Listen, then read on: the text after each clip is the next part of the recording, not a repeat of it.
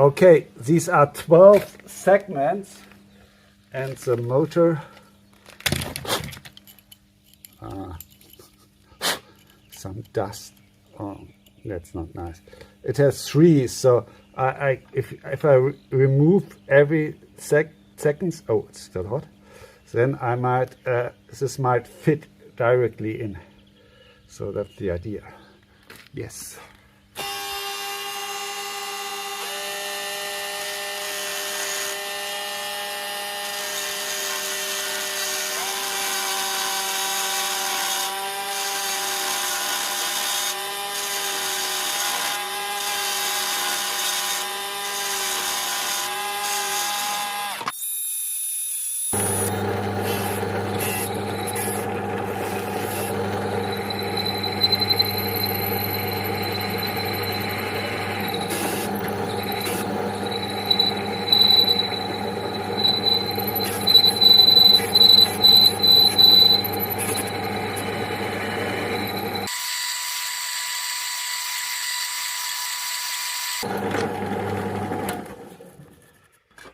Okay, the easiest way would be here to go 2 centimeters into the shaft and then simply glue this 5 millimeter windings for counterclockwise.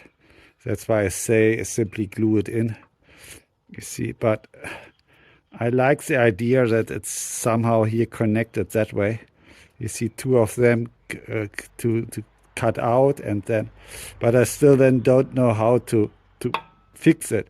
Maybe simply lock it in with the 3 bolts going out, and then mounting it here, and so pushing it into the motors. That might be an option.